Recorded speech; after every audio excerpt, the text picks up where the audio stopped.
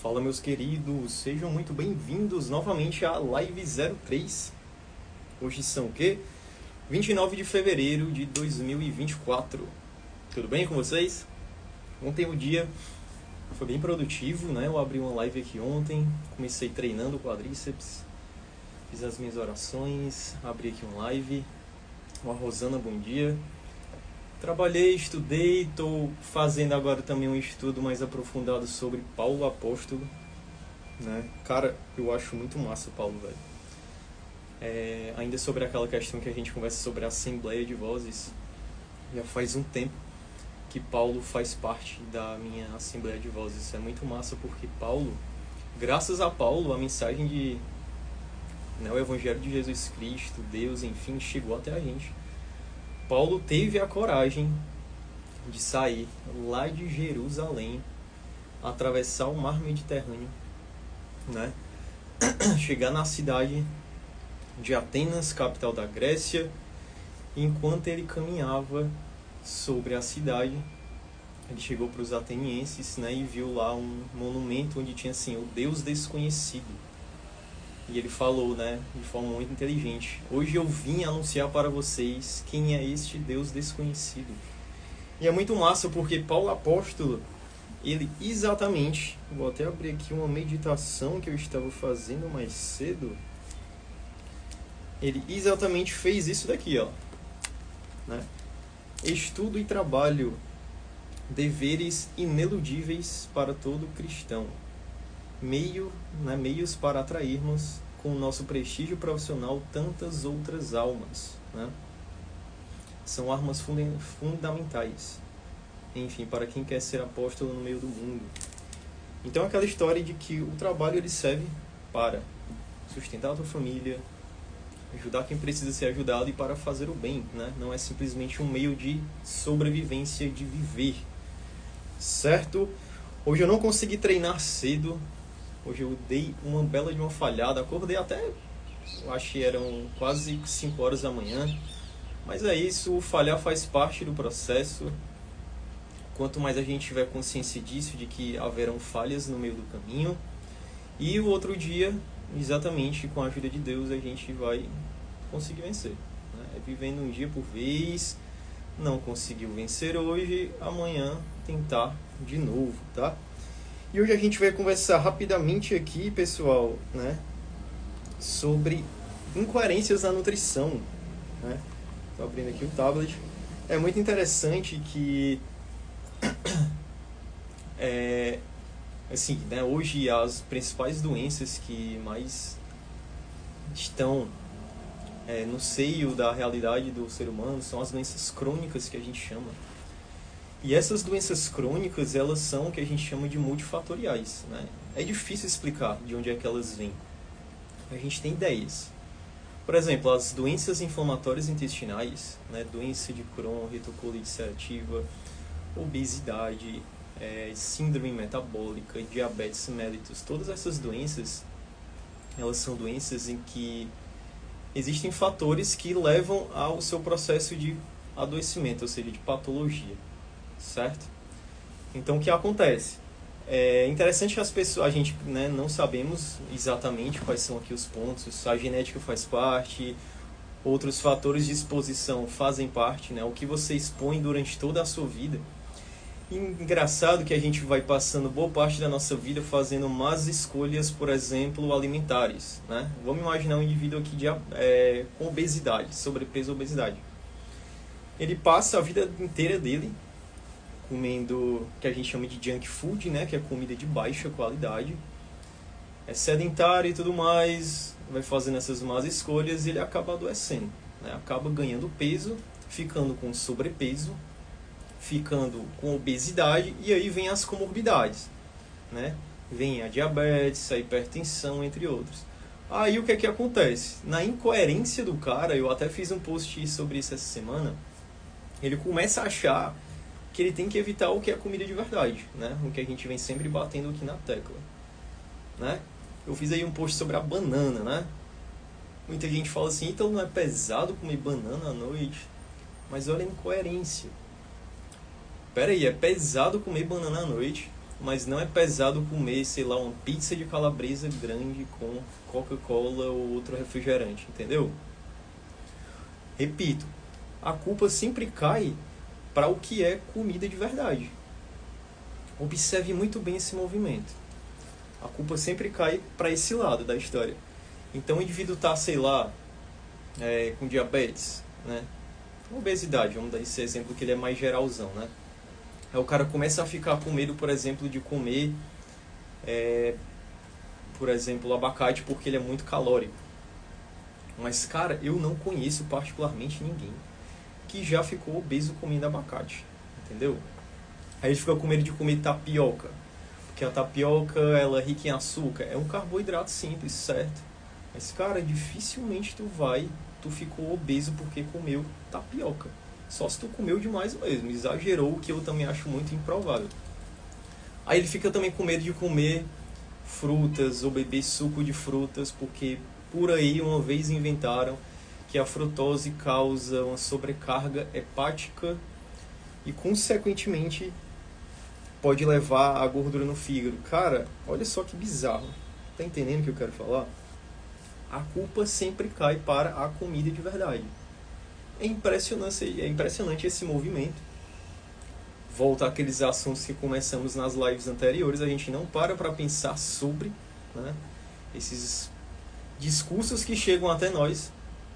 E repito, aí vem toda aquela mesma neurose de sempre, onde você fica com medo de comer fruta, fica com medo de comer carboidrato, fica com medo de comer proteína com alta qualidade, como por exemplo carne, ovo, leite, entende? E olha só que interessante, né? Ontem eu estava fazendo algumas revisões sobre a dieta mediterrânea, né? Eu não gosto de taxar uma dieta como melhor do que a outra, né? A gente tem que enxergar, na verdade, os padrões alimentares por trás daquela dieta. Mas a dieta mediterrânea, para quem não conhece, pessoal, ela é muito comum naqueles países ali que ficam em torno do mar Mediterrâneo, começando ali sul da Espanha, aí sobe para França, né, Europa ali como um todo, sobe para Itália, Grécia, aí tem a ilha de Creta, aí vai para a Turquia, desce para Israel, Egito, até bater lá na Tunísia, se não me falha a memória. Enfim, são mais ou menos um pouco mais de 20 países. E as pessoas nesses países, elas seguem normalmente esse padrão de dieta mediterrânea. E esse padrão dietético, né, esse tipo de dieta, aparentemente, é uma das melhores no que se refere a prevenir doenças crônicas, que é exatamente essa que a gente conversou mais cedo. Então, aparentemente, a dieta mediterrânea consegue prevenir, né, de acordo com os estudos de coortes, né, que a gente chama de correlação, por exemplo. Ajuda a prevenir doenças cardiovasculares, obesidade, doenças inflamatórias intestinais, enfim. Quando você para olhar os alimentos que estão dentro deste padrão, ou seja, a pirâmide alimentar da dieta mediterrânea, exatamente você sabe o que é que está lá na base. Por exemplo, cereais integrais, trigo. Então, o que aqui no Brasil, deixa eu só dar um golezinho aqui. Cafezinho pela manhã é bom demais. Então, aqui no Brasil, em outras partes do mundo, é taxado como alimentos, né, são taxados como alimentos que são inflamatórios, que fazem mal. Lá, na verdade, os estudos mostram exatamente o contrário. E tá tudo aí no PubMed, que é uma plataforma onde você consegue pegar esses artigos científicos para ler. Entende? Então lá, o que é que eles comem? Essa galera desses países em torno ali do mar Mediterrâneo, que é taxada como a dieta, né, a dieta mediterrânea, uma das melhores. Tem lá fruta, legume, carboidratos de alta qualidade, trigo, cereais, né? Tem lá o pão, entre outros. Aí vem depois a parte das proteínas, tem ovo, frango, peixes. Aí lá em cima tá os laticínios. Entendeu aí a incoerência? Todos esses alimentos que hoje existe uma certa moda, uma tendência de, enfim, dizer que não presta, que não funciona, que traz prejuízos à saúde, na verdade eles fazem parte dessa dieta que esse povo segue e que é considerada uma das melhores dietas. Que estranho isso aqui, ó. Engraçado. Coisas do iPhone aí, da iOS. E são consideradas como, na verdade, um padrão dietético que tem um efeito protetor contra doenças crônicas. Entendeu? E a incoerência. Então é muito louco, né? Você abre lá qualquer tipo de rede social e tem um monte de gente falando, né? Repito, glúten inflama, lactose não sei o que, cuidado com a frutose das frutas, mas, cara, é exatamente o contrário, velho. Tu tem que voltar a comer comida de verdade.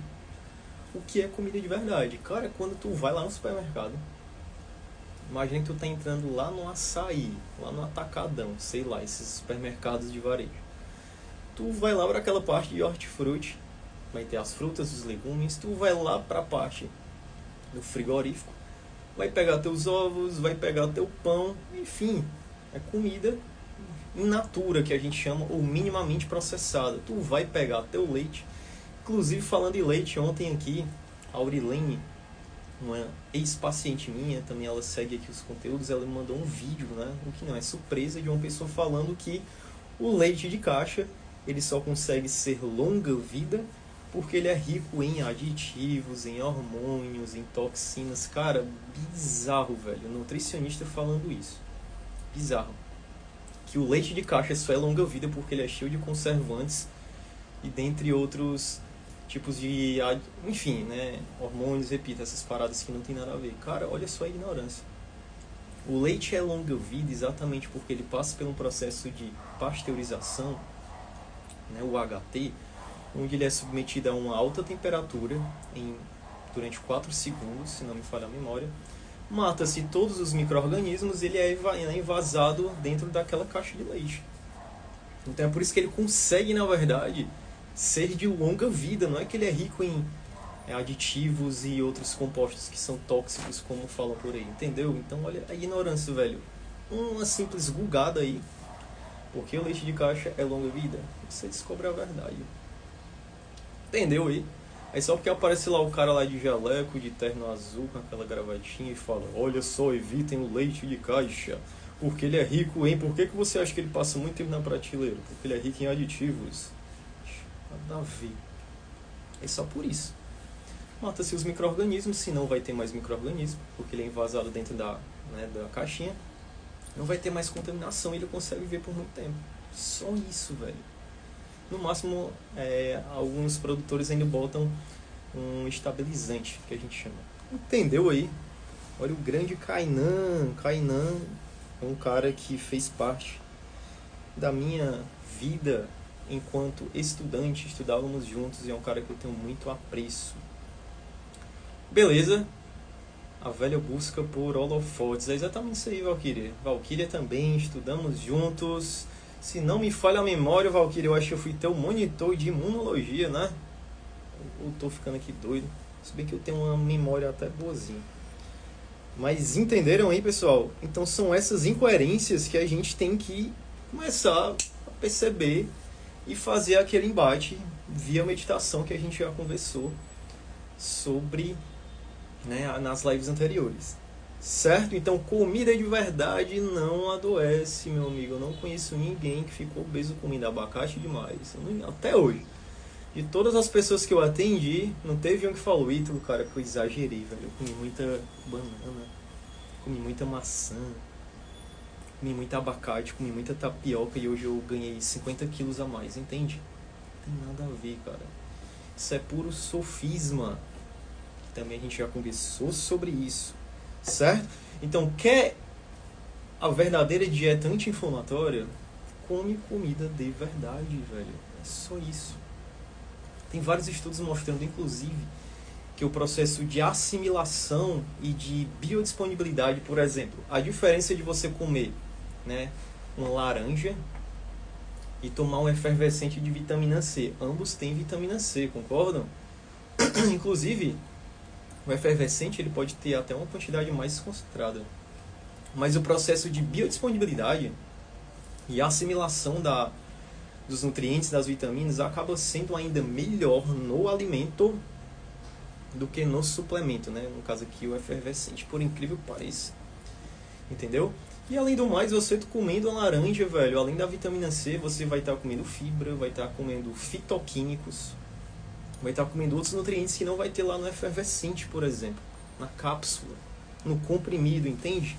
Então sempre vai valer mais a pena comer comida de verdade, certo? Então é isso, pessoal.